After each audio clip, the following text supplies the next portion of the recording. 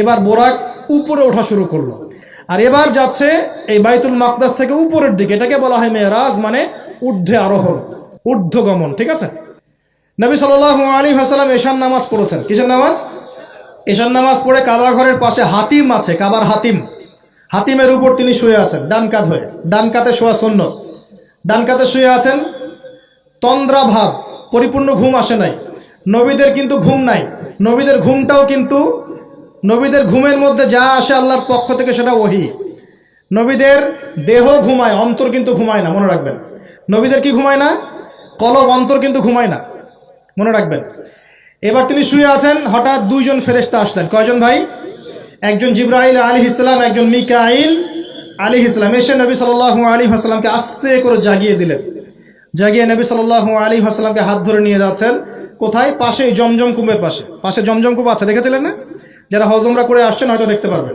এই জমজম আগের মতো তো আর নাই, একটা আইডিয়া পাবেন আর কি। জমজম কূপের পাশে নিয়ে গিয়ে নবী সাল্লাল্লাহু আলাইহি ওয়াসাল্লামকে আবার আস্তে করে শুইয়ে দেওয়া হলো। এই যে পুরো ঘটনাগুলো ঘটে যাচ্ছে না, এগুলো কিন্তু মুহূর্তে ঘটে যাচ্ছে।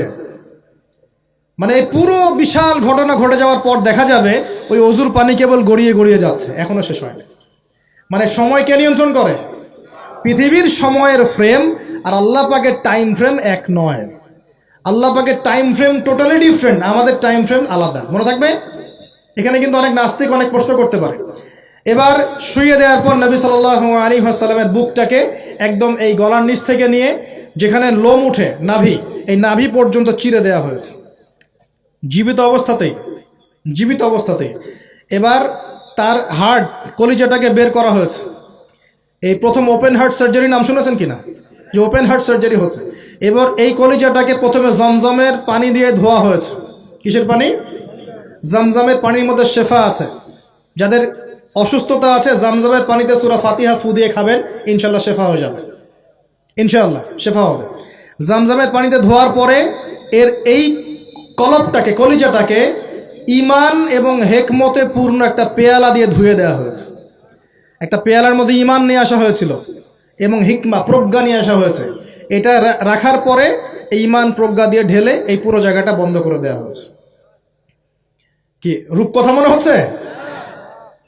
আমরা যে নিঃশ্বাস নিচ্ছি এটাই কি আল্লাহর অলৌকিকত্ব না? এই যে হার্ট আমাদের পাম্প করতেছে, যখন আমরা ছোট বাচ্চা ছিলাম ওই সময় থেকে নিয়ে এখন পর্যন্ত পাম্প করছে, পাম্প করছে। 1 সেকেন্ডের জন্য কি থেমে গিয়েছিল? এটাই তো অলৌকিকত্ব। যে আল্লাহ আমাদেরকে বাঁচায় রাখতে পারেন, সে আল্লাহর পক্ষে এগুলো করা কি অসম্ভব কিছু? আচ্ছা, এবার নবী সাল্লাল্লাহু আলাইহি ওয়াসাল্লামকে একটা বাহনের মধ্যে উঠানো হচ্ছে। বাহনটার নাম বোরাক। কি নাম? বোরাক। এবার বাহনটা হচ্ছে গাধার চেয়ে একটু বড়, খচ্চরের চেয়ে একটু ছোট এবং একটু লম্বা দেহের, সাদা রঙের। কি রঙের? এবার নবীজি এখানে উঠতে যাচ্ছেন, বাহনটা একটু ফাপড় নিল, একটু ভাব দেখালো আর কি। ভাব দেখানো বোঝেন কিনা? ওই যে আপনার গার্লফ্রেন্ড আপনার সাথে যা দেখায় আর কি। আছে তো গার্লফ্রেন্ড, না ভাই? আলহামদুলিল্লাহ। তাহলে স্ত্রী তো দেখায়। স্ত্রী ভাব দেখালে সবর করতে হবে। কি করতে হবে? স্ত্রী ভাব দেখালে সবর করতে হবে, চুপ থাকতে হবে। এগুলো টিপস শেখেন, না হলে পরে সমস্যা হতে পারে। স্ত্রী ভাব দেখাতে পারে, তখন সবর করতে হবে, চুপ থাকতে হবে। পরে দেখবেন ভাব নিজেই আবার ঠান্ডা হয়ে গেছেন সব। ঠিক আছে? আর নিচে গরম হয়ে গেলে সমস্যা। আপনি গরম হয়ে গেলে পুরো একদম তরকারি পুরো যাবে একেবারে। কথা বুঝতে পারছেন? আল্লাহ বোঝার তৌফিক দান করুন। বোরাকটা ভাব নিচ্ছে আর কি।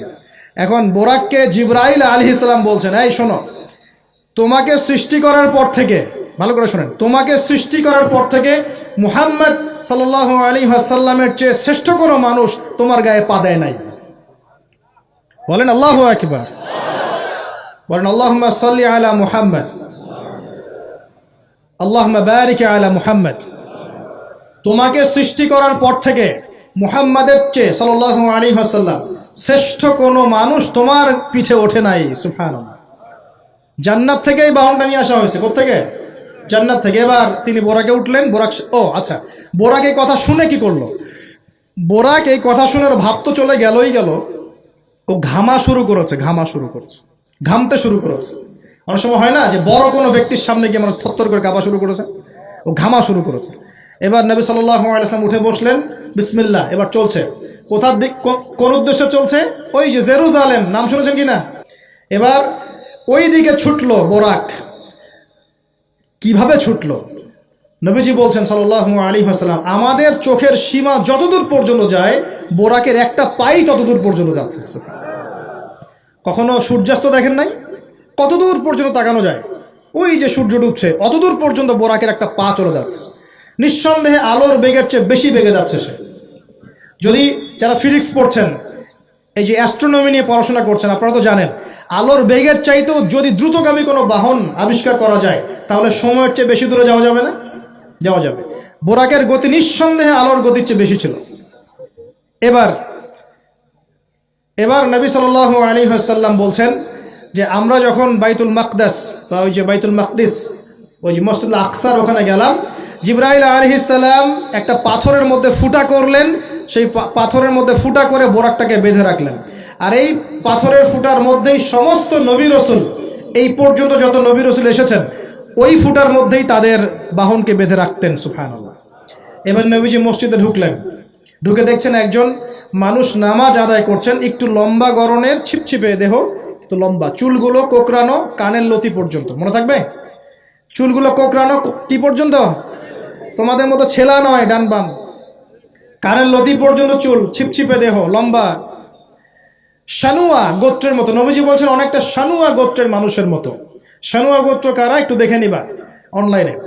এখন নবী সাল্লাল্লাহু আলাইহি ওয়াসাল্লাম জিজ্ঞাসা করছেন উনি কে? জিবরাইল আলাইহিস সালাম বলছেন উনি হচ্ছেন নবী মূসা আলাইহিস সালাম। আল্লাহ বা কিভাবে এটা করলেন আল্লাহ ভালো জানেন, এটা আমরা ব্যাখ্যা করতে পারবো না। নবী মূসা আলাইহিস সালাম নামাজ পড়ছেন, আরেকজনকে দেখলেন তার গড়ন কিছুটা মাঝারি ধরনের, চুলগুলো হচ্ছে সিল্কি মানে স্ট্রেট চুল, লম্বা এবং সোনালি রঙের। কি রঙের? সোনালি। এবং গায়ের কালারটা হচ্ছে সাদা এবং লালের মিশ্রণে গঠিত। নবীজি জিজ্ঞাসা করলেন উনি কে? তাকে বলা হচ্ছে উনি হচ্ছেন নবী ঈসা আলাইহিস সালাম। এবার নবী সাল্লাল্লাহু আলাইহি ওয়াসাল্লাম সমস্ত আম্বিয়া কেরামের সামনে চলে গেলেন এবং সমস্ত নবীদেরকে নিয়ে 2 রাকাত নামাজ পড়লেন। সুবহানাল্লাহ। নবীদের ইমাম কে? আমাদের নবী কাদের ইমাম? নবীদের ইমাম। আর সেই নবীর সুন্নত পালন করতে আমাদের এত কষ্ট হয় না ভাই? লজ্জা লাগে? দাঁড়িয়ে রাখলে লজ্জা লাগে না? টাকনুর উপর কাপড় তুলে লজ্জা লাগে? আস্তাগফিরুল্লাহ, আল্লাহ আমাদেরকে মাফ করুক। আমরা সর্বশ্রেষ্ঠ মানুষের উম্মত, সর্বশ্রেষ্ঠ নবীর উম্মত। আল্লাহ পাক আমাদেরকে যোগ্য উম্মত হওয়ার তৌফিক দান করুন। নবীজি নামাজ পড়লেন, নামাজ শেষ। আরেকটা কথা, আরেকজনকে নবীজি দেখলেন, তার অবয়ব সম্পর্কে তিনি বলছেন দেখতে হুবাহু আমার মতোই। নবীজি বলছেন দেখতে হুবাহু আমার মতোই। জিজ্ঞাসা করলেন তিনি কে? জিবরাইল আলাইহিস সালাম বলছেন তিনি হচ্ছেন নবীগণের পিতা ইব্রাহিম আলাইহিস সালাম। ইব্রাহিম আলাইহিস সালামের দেহের গঠন, চেহারা একদম আমাদের নবীর মতো ছিল। সুবহানাল্লাহ।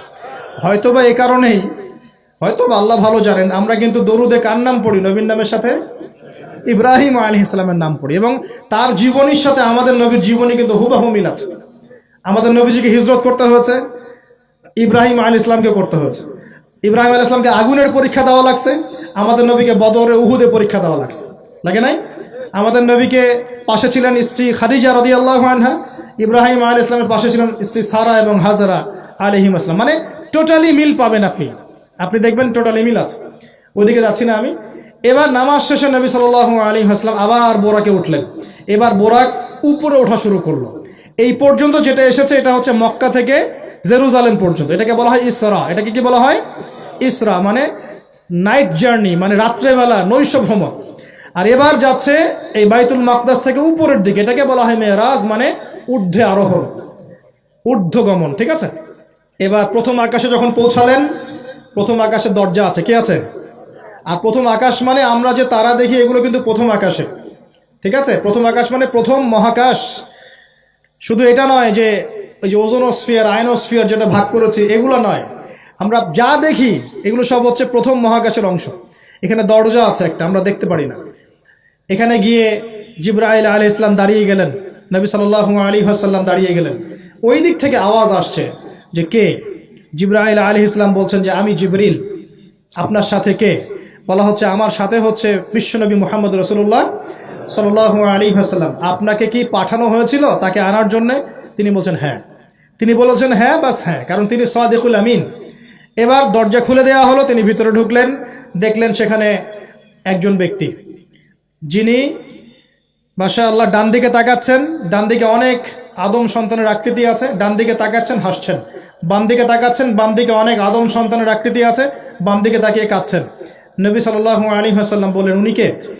তখন তাকে বলা হলো, ইনি হচ্ছেন আপনাদের পিতা, মানে আদম সন্তানদের পিতা, আদম আলাইহিস সালাম। আদম আলাইহিস সালাম নবীকে দেখে সালাম দিলেন।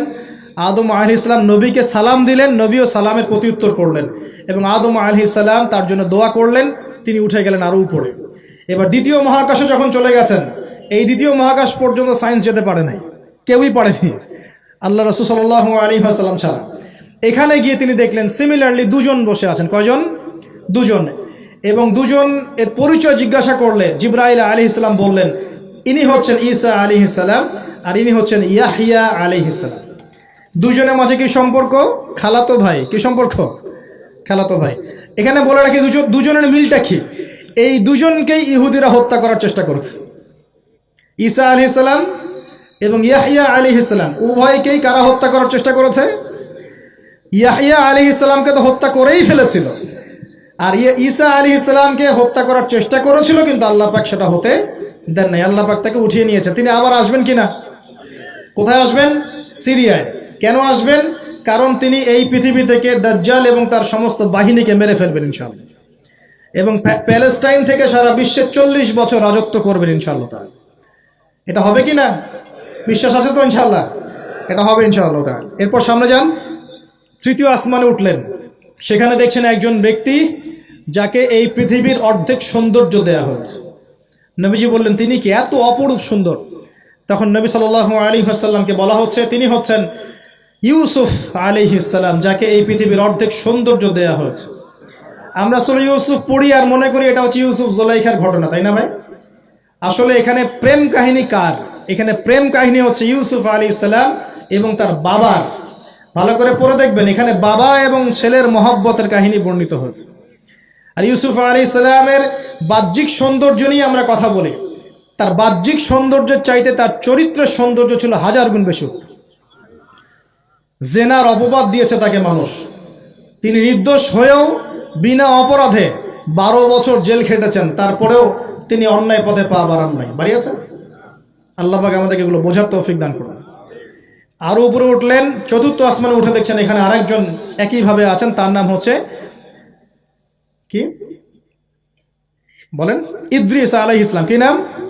ইদ্রিস আলাইহিস সালাম। তিনি চতুর্থ আসমানে অপেক্ষা করেন। একইভাবে সবার সাথে কথাবার্তা হলো, সালাম বিনিময় করা হলো, মোবারকের দোয়া করলেন, তিনি আবার উঠে গেলেন। পঞ্চম আসমানে উঠে তিনি দেখছেন ওই ইচ্ছে নবী মুসা আলাইহিস সালাম। কোন নবী? নবী মুসা আলাইহিস সালাম। সবাই সালাম দিচ্ছেন, একইভাবে কথাবার্তা হচ্ছে। ষষ্ঠ আসমানে উঠে দেখছেন হারুন আলাইহিস সালাম, মুসা আলাইহিস সালামের ভাই, মনে আছে? হারুন আলাইহিস সালাম, যিনি ফেরাউনের কাছে দাওয়াত নিয়ে গিয়েছিলেন, মুসা আলাইহিস সালামের সাথে ছিলেন। সপ্তম আসমানে উঠে তিনি দেখছেন একজন ব্যক্তি যার চেহারা একদম, ছোট ছোট বাচ্চারা যারা মারা যায়, আল্লাহ রাব্বুল আলামিন তাদের রূহটাকে ওখানে রেখেছেন। তারা ওখানে খেলছে, যখনই ওদের পিতামাতার কথা মনে হয় দৌড় দিয়ে আসে ইব্রাহিম আলাইহিস সালামের কাছে। মনে রাখবেন, বাচ্চাদের সাথে কেন ইব্রাহিম আলাইহিস সালামকে রাখা হলো, এখানে একটা ব্যাখ্যা হতে পারে, আল্লাহু আ'লাম। শিশুদের সাথে থাকতে হলে শিশুর মতো মন থাকতে হয়।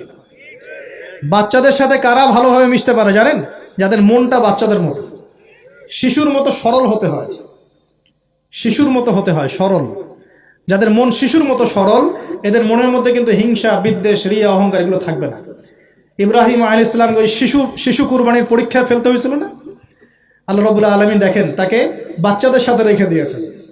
বাচ্চারা ওখানে খেলাধুলা করে, যখনই ওদের বাবার কথা মনে হয়, মায়ের কথা মনে হয়, দৌড় দিয়ে ইব্রাহিম আলাইহিস সালামের কাছে চলে আসে। তিনি আদর করে দেন, আবার চলে যায়। কি চমৎকার দৃশ্য! তিনি হেলান দিয়ে আছেন বাইতুল মামুরে, সালাম করলেন। সালাম করে নবীজিকে বললেন, হে নবী, আপনার উম্মতকে জানিয়ে দিয়েন, আমি আপনাদেরকে সেটা জানিয়ে দিচ্ছি।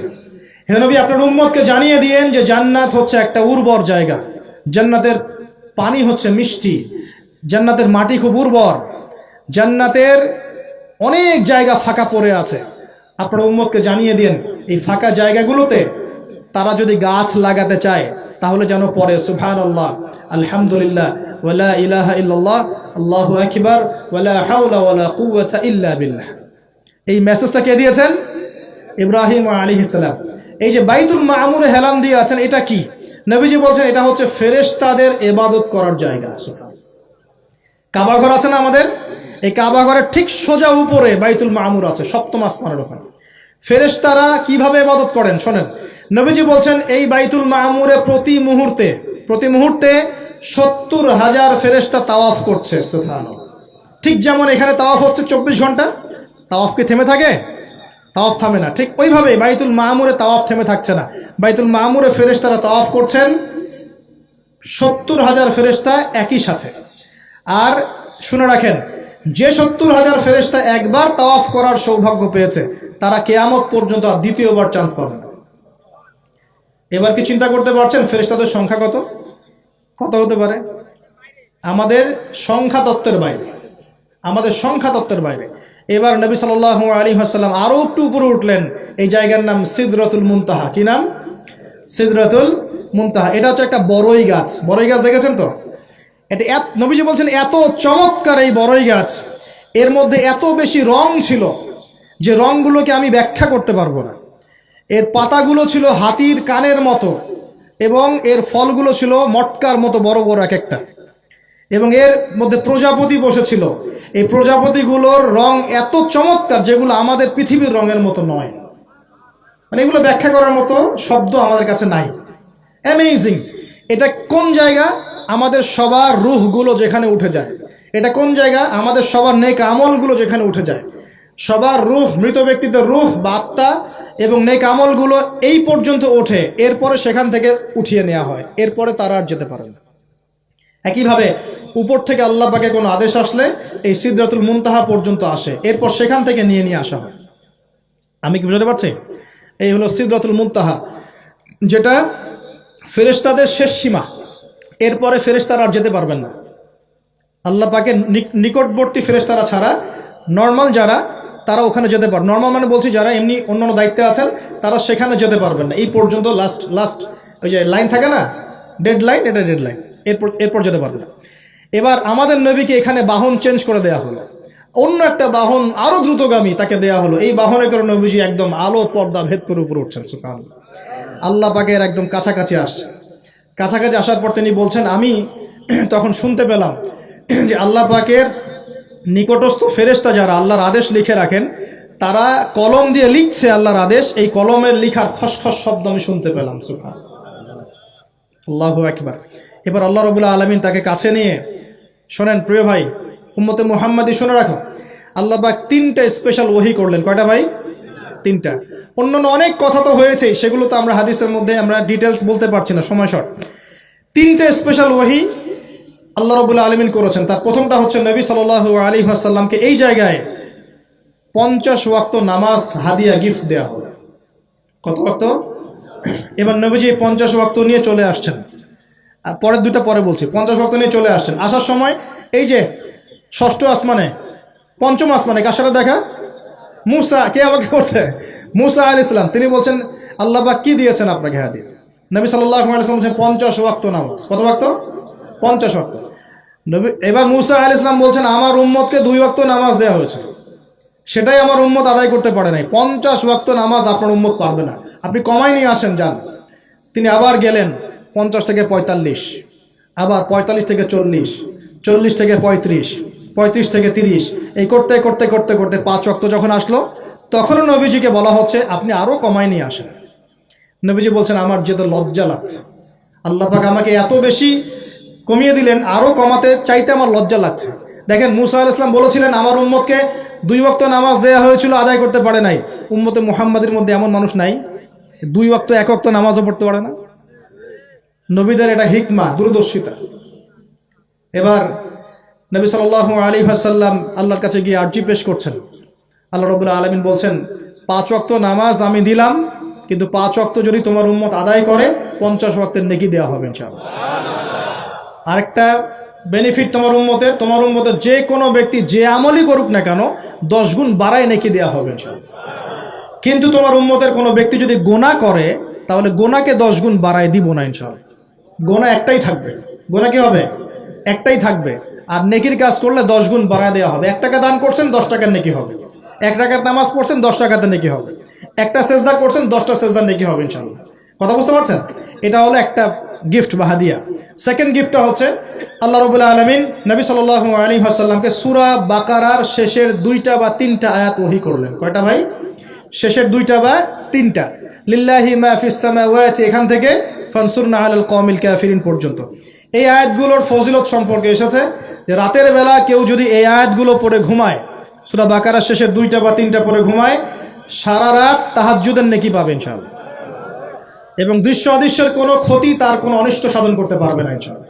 এই যে সমস্যা হয় ঘুমের মধ্যে, জিনের সমস্যা, জাদুর সমস্যা, বদনজর ইত্যাদি, কোনো রকম প্রবলেম তাকে ফেস করতে হবে না ইনশাআল্লাহ। সূরা বাকারার শেষের কয় আয়াত? কমপক্ষে 2 আয়াত, যদি পারেন 3টা আয়াত পড়বেন। 2টা হাদিয়া হলো। 3 নম্বর হাদিয়াটা আরও বড়। 3 নম্বর হাদিয়া হচ্ছে নবী সাল্লাল্লাহু আলাইহি ওয়াসাল্লামকে আল্লাহ পাক বললেন, তোমার উম্মতের, একটু গৌর করে শোনেন, তোমার উম্মতের যে কোনো ব্যক্তি যত পাপই করুক না কেন, যদি আমার সাথে শিরকের পাপ না করে, শিরকের পাপ ছাড়া আমার সাথে সাক্ষাৎ করে, আসমান জমিন সমানও যদি পাপ করে, আমি আল্লাহ তার সামনে আসমান জমিন সমান ক্ষমা নিয়ে হাজির হব ইনশাআল্লাহ। এই উম্মতের যে কোনো ব্যক্তি খালি লা ইলাহা ইল্লাল্লাহ মুখ দিয়ে পড়েছে, ইসলামের সামনে আত্মসমর্পণ করেছে এবং শিরক মুক্ত আমল করেছে, বেদাত মুক্ত আমল করেছে, ঠিক আছে, তার যত বড় বড় পাপই থাকুক না কেন, ইনশাআল্লাহ আল্লাহ পাক কোনো না কোনো ওসিলায় সেই পাপ মাফ করে দেবেন ইনশাআল্লাহ। এটা একদম লিখিত হয়ে গেছে। জান্নাতীদের 120 কাতার হবে। এই 120 কাতার মানুষের মধ্যে 80 কাতার হবে উম্মতে মুহাম্মাদের মধ্যে। আমরা কি শিরক মুক্ত আমল করতে পারবো না ভাই? সাহাবীরা অবাক হয়ে বলছেন, যদি সে চুরি করে, যদি সে জেনা করে, নবীজি বলছেন যদি সে চুরিও করে, যদি সে জেনাও করে, তবুও তাওহীদ ঠিক থাকলে জান্নাতে চলে যাবে। এখন কি তাওহীদ ঠিক করে চুরি করা শুরু করব? তাওহীদ ঠিক করে কি জেনা করা শুরু করব? এখানে আল্লাহ পাকের তাওহীদের গুরুত্ব বোঝানো হয়েছে। আর যে ব্যক্তি প্রকৃত তাওহীদে থাকবে সে কি জেনা করতে পারবে? আল্লাহ পাক আমাদের সবাইকে 3টা হাদিয়া গ্রহণ করার তৌফিক দান করুন। নবীজি এখানে বলেছেন, আমি জাহান্নামে দেখেছি বেশিরভাগ অধিবাসী নারী জাতি। আমাদের বোনদেরকে রিকোয়েস্ট করব, সতর্ক হয়ে যান, আল্লাহর ওয়াস্তে সতর্ক হয়ে যান। কেন? শোনেন, কেন নবীজি বললেন, এই পয়েন্টটা একটু ভালো করে বোঝেন। কেন নবীজি এই উম্মতের মধ্যে বেশিরভাগ মেয়েকে জাহান্নামী বললেন? আপনি একটু চিন্তা করেন তো, এই উম্মতের মধ্যে কি এমন হয়েছে, এই উম্মতের মেয়েদের সাথে কি এমন হয়েছে যার ফলে মেয়েদেরকে আর ঘরে রাখা যায় না, সব বাইরে চলে আসতেছে? কি হয়েছে এই উম্মতের মেয়েদের সাথে? এই প্রবলেম তো আগে 200-500 বছর আগে ছিল না। 500 বছর আগে আপনি কি কোনো মেয়েকে দেখেছেন আমাদের মেয়েদের মতো বেপর্দায় সারা রাস্তাঘাট, গ্রামগঞ্জ, একদম অফিস আদালত বাজার ঘাট সব ঘুরে বেড়াচ্ছে? দেখেছেন 500 বছর আগে, 300 বছর আগে, 200 বছর আগে? লাস্ট সমসাময়িক সময়ে কি এমন হলো যে মেয়েদেরকে আর ঘরে রাখা যায় না? আমি একটা শব্দ বলে দিই, বাসায় গিয়ে রিসার্চ করবেন, সব বলে দিব না। লাস্ট 100-200-300 বছরে একটা মুভমেন্ট, একটা আদর্শ ছড়িয়ে পড়েছে বিশ্বের বুকে, তার নাম হলো ফেমিনিস্ট রেভলিউশন। মনে থাকবে, ফেমিনিস্ট রেভলিউশন। এটা নিয়ে ঘাটাঘাটি করেন, বুঝতে পারবেন কেন জাহান্নামের বেশিরভাগ অধিবাসী জাহান্নামে যাবে, নারীরা কেন জাহান্নামে যাবে বেশি বেশি। এই মুভমেন্টটা নিয়ে পড়াশোনা করলেই বুঝতে পারবেন। আল্লাহ পাক আমাদেরকে বোঝার তৌফিক দান করুন, অন্তরের চোখ খোলার তৌফিক দান করুন। নবীজি আরও বলছেন, আমি জাহান্নামে গেলাম, জাহান্নাম আমাকে দেখানো হলো এবং সেখানে আমি একজন ফেরেশতাকে দেখলাম। কি দেখলাম? এই ফেরেশতা আমাকে দেখে হাসে নাই। সবাই মনোযোগ দেন, মেরাজের রাতের সবাই নবী সাল্লাল্লাহু আলাইহি ওয়াসাল্লামের সাথে হাসি মুখে সাক্ষাৎ করেছেন, এই ফেরেশতা বাদ দিয়ে। নবীজি বললেন জিবরাইল আলাইহিস সালামকে, সে এত গম্ভীর কেন, তার চেহারায় হাসি নাই কেন? জিবরাইল আলাইহিস সালাম বলছেন, যখন থেকে আল্লাহ পাক তাকে জাহান্নামের দায়িত্ব দিয়েছেন, যেদিন থেকে আল্লাহ পাক এই ফেরেশতাকে জাহান্নামের দায়িত্ব দিয়েছেন, ওই দিন থেকে তার চেহারার হাসি চলে গেছে। আর কিছু বলতে হবে? কেন হাসি চলে গেল? খুশিতে? জাহান্নামে আল্লাহ পাকের আযাব এবং এই আযাবের দায়িত্ব পালন করতে গিয়ে তার চেহারা থেকে হাসি চলে গেছে। নাউযুবিল্লাহ। নবীজি জানালেন তার নাম হচ্ছে মালিক। কি নাম? মালিক। আমরা দোয়া করি আমরা যেন তার সাক্ষাৎ না পাই, আমরা দোয়া করি আমরা যেন তার সাক্ষাৎ না পাই, আমিন।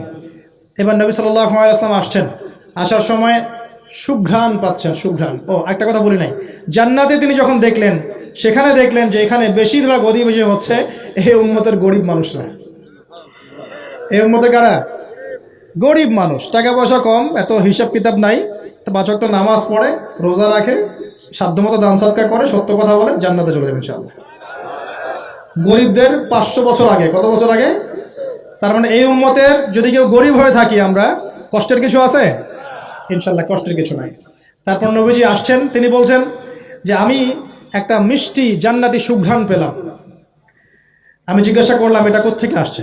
তখন জিবরাইল আলাইহিস সালাম বললেন এই ঘ্রাণ আসছে ফেরাউনের মেয়ের চুল আঁচড়ে দিত একজন দাসী। হঠাৎ একদিন চিরুনি পড়ে গেল হাত থেকে, সে বিসমিল্লাহ বলে চিরুনি উঠিয়েছে, আর দাসী শুনে নিয়েছে বিসমিল্লাহ মানে? বিসমিল্লাহ মানে কি? আল্লাহর নামে মানে কি? তোমার কি ফেরাউন আমার বাবা ছাড়া আরো কোনো ইলাহা আছে নাকি? তখন সেই মহিলা বলেছিল হ্যাঁ, আমি এক আল্লাহর ইবাদত করি। ফেরাউনেরও রব হচ্ছে আমার আল্লাহ। এই অপরাধে তাকে ফেরাউন বড় আগুনের কুণ্ডলি খুঁড়ে তাকে ওখানে নামিয়ে দিয়েছিল, এবং তার 3টা কি 4টা বাচ্চা ছিল। এই সব বাচ্চাগুলোকে তার চোখের সামনে পুড়িয়ে মেরেছে। শেষে একটা বাচ্চা ছিল, কোলের বাচ্চা। এই বাচ্চাকে নিয়ে সে লাফ দিবে, তাকে বাধ্য করা হচ্ছে। সে তো নিজে মরতে রাজি, কিন্তু বাচ্চাটা মায়া লাগবে না, সে বাচ্চাকে নিয়ে লাফ দিতে চাচ্ছে না। তখন আল্লাহ পাক ওই বাচ্চার জবানে আল্লাহর কুদরত, আল্লাহর মোজেজা চালু করে দিলেন। ওই বাচ্চা কথা বলা শুরু করল। ওই বাচ্চা বলল হে আম্মা ইসবিরি ইয়া উম্মা, হে আমার মা সবর করো। ফাইন্না মাউইদুনাল জান্নাহ, আমাদের জন্য আল্লাহ পাক জান্নাত রেখেছেন। আলহামদুলিল্লাহ, লাভ দিয়ে জান্নাত। ওই যে ফেরাউনের স্ত্রী বলা ঠিক না এখানে, ফেরাউনের ওই দাসী যে চুল আশ্রয় দিত, আসিয়া, যার নাম বলা হয় কোনো কোনো জায়গায় আসিয়া, এবং তার সন্তানদেরকে যেখানে দাফন করা হয়েছে ওখান থেকে জান্নাতের ঘ্রাণ আসছে। কে পেলেন এই ঘ্রাণ? রাসূলুল্লাহ সাল্লাল্লাহু আলাইহি ওয়াসাল্লাম।